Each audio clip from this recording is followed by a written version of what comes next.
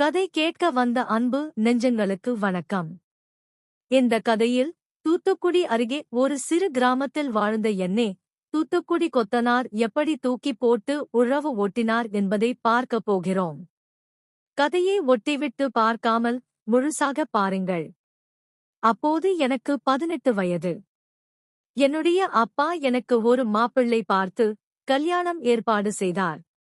அவர் ஒரு கொத்தனார், பேர் குமார். எனக்கு அவர் பிடிக்கவில்லை. நான் என் மாமா பையன் சிவாவை காதலித்துக் கொண்டிருந்தேன். ஆனால் எங்கள் அப்பா, நம்ம குடும்பத்துக்கு இவன் பொருத்தமில்லை என்று சொல்லி கொத்தனருக்கு மணம் முடிக்க முடிவு செய்தார்.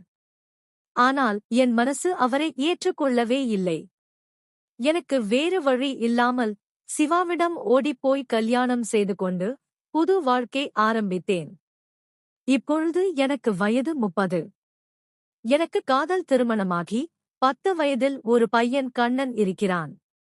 நாங்கள் தூத்துக்குடி பக்கத்தில் ஒரு சின்ன கிராமத்தில் வசிக்கிறோம். எங்களுக்கு சிறிது தோட்டம் உள்ளது.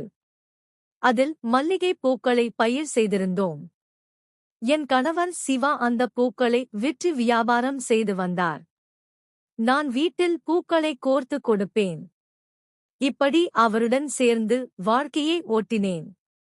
10 வருடங்களாக சிறுகச் சிறுக சேமித்த பணத்தில் ஒரு வீடு கட்ட வேண்டும் என்று கனவு கண்டோம். அதற்காக கான்ட்ராக்டர் ஒருவரிடம் முழு பணத்தையும் கொடுத்து வீட்டு வேலையை ஆரம்பித்தோம். வீட்டுக்கு தேவையான பொருட்கள் எல்லாம் வந்து குவிந்தன. பில்லர்கள் எழுப்பி மேற்கூரை தளம் போடப்பட்டது. நாங்கள் சந்தோஷத்தில் இருந்தோம். ஆனால் அதற்கு அடுத்த நாளே என் உலகமே இருளானது. என் கணவர் சிவா திடீரென மாரடைப்பால் இறந்துவிட்டார். என் வாழ்க்கையின் தூண் உடைந்து போனது. இந்த அதிர்ச்சியில் இருந்து வெளிவருவதற்குள் வாழ்க்கையில் அடுத்த இடி வந்தது. 3 நாட்கள் கழித்து கான்ட்ராக்டர் வந்து கொத்தனார் கூலிக்கு பணம் வேண்டும் என்று கேட்டார். நான் அதிர்ச்சி அடைந்தேன். என் கணவர் முழு பணத்தையும் கொடுத்துவிட்டாரே என்று கேட்டேன். அவர் கொடுத்த பணம் பொருட்களுக்குதான் சரியாக இருந்தது. ஆள் கூலிக்கு இன்னும் பணம் வேண்டும். இல்லையென்றால் வேலையை தொடங்க முடியாது என்றார். என் கையில் ஒரு பைசா இல்லை.